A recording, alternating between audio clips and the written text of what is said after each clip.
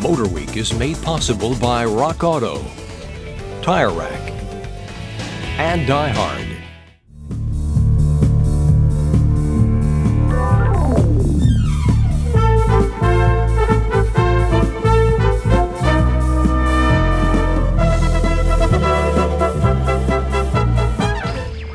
Now this is the Lincoln Mark VII.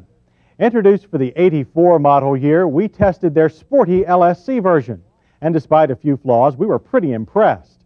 But a lot's happened since 1984, and a small flaw then could be a much bigger flaw now. But we're happy to say that the Mark VII LSC has been keeping up with the times, as we found out during an early test of a 1988 model. For '88, the Mark VII LSC looks about as it did in '84. It's still handsome and clean, but too much like a Thunderbird, and too thick through the middle to cut a truly dashing figure. And it still has the bulge on the deck lid, although we wonder if today's Mark VII buyer even connects the feature with Continental spare tire kits of the '50s. About the only exterior change for '88 is the sawtooth grille. And oh yes, the wheels. They're 16 inches now, to accommodate 60 series low-profile rubber. And this performance-oriented edition foreshadows yet another. Hear the dual exhaust rumble, then look under the hood. The LSC takes its power plant from the Mustang GT. It's a 5-liter, belting out 225 horsepower and 300 pound-feet of torque. Fuel delivery is by multi-port injection, and delivery to the end of the quarter mile is 1.2 seconds faster than in '84, taking a scant 15.6 seconds. That's fast even by performance car standards. But speed is deceiving in the LSC. You'll be tempted to keep your foot down for longer than the short 9.1 seconds it takes to get to 60 miles per hour.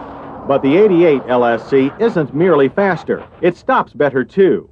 Back in '86, Ford made anti-lock brakes standard, but this was the first time we'd tried them on the LSC. The new system lets you keep steering control in panic stops and on bad surfaces. But ironically, our '88 LSC stopped from 55 with the same distance average as our '84, 117 feet.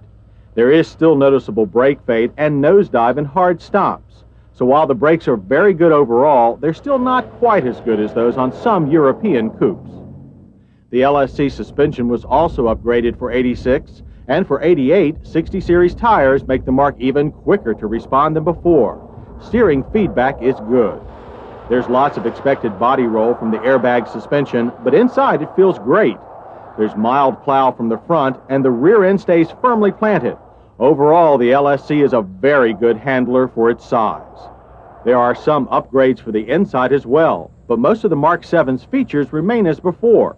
From the excellent sport driver's seat that has plenty of support and power adjustments for the side bolsters, to the Mercedes-Benz style seat adjustments for both driver and passenger, to the steering wheel mounted cruise control switches, to the standard trip computer. But here's one of the changes. Analog gauges replaced the electronic ones for '86 on the LSC, and they've been revised slightly for '88.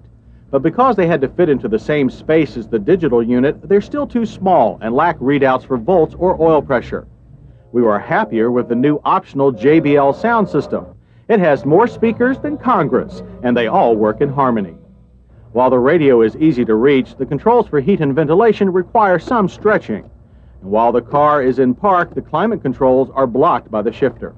But if you want to shift around in the back, there's more room than you might expect. Headroom is fine for anyone up to 6 feet. That's pretty good considering our car had an option that normally takes up a few inches of headroom.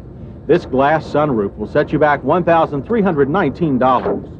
On the last Mark VII we tested, a lack of trunk room was one of our complaints, the fault of a flat-mounted full-size spare. The remedy came last year, relocating the temporary spare in the left fender. And no matter what you're carrying, the Mark VII will stay level, side to side and front to rear, thanks to that electronically controlled airbag suspension. And on the highway, the sporty LSC delivers a ride in the tradition of typical American land yachts, but with far less porpoising over bumps. And interior sound measures a very quiet 65 decibels at 55. The EPA rates the '88 Mark VII LSC at 17 city, 24 highway. We managed 19 in typical mixed driving.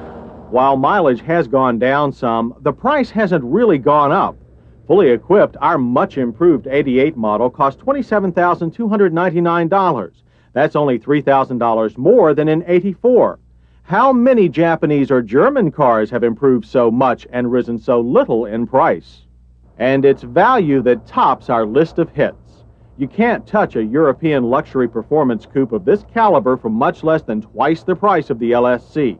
We also liked its improved power, handling, and utility, plus its high level of ride and interior comfort. On the Miss side, while we prefer the analog instrumentation, it isn't big enough or complete enough, and the climate controls aren't the easiest to reach. A new dash design is needed here. And then there's the matter of styling. The Mark VII still looks like an overweight T-Bird. In safety matters, the Mark VII LSC passes with halogen headlamps, radial tires, and 5-mile-per-hour bumpers. It fails to have front passive restraints or rear shoulder belts. Overall, the 88 Lincoln Mark VII LSC is greatly improved. It's now in a class with many European touring coupes, though even with its excellent performance, styling may still stop a lot of folks from trying an LSC. But if you stop and think about it, there is another side to that coin. Slow sales also mean the LSC is one of the most exclusive cars in its class. So those who do appreciate the LSC will only enjoy it that much more.